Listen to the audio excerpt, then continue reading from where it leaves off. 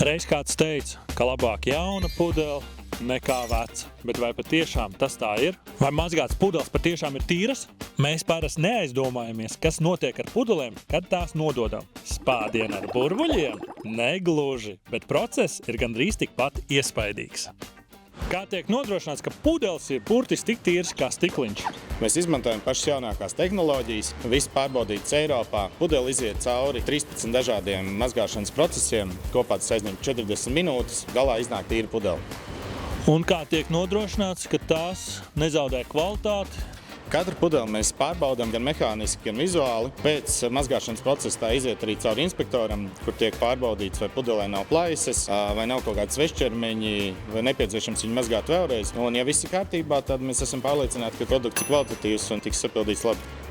Un vai tās ir tikpat drošas lietošanā kā jauns pudeles?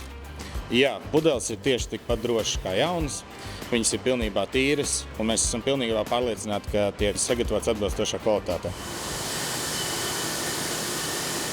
AU pudeļu atkārtot lietošana rada par 85% mazāk CO2 emisiju, salīdzinot ar jaunas stikla pudeles izgatavošanu no jauna stikla.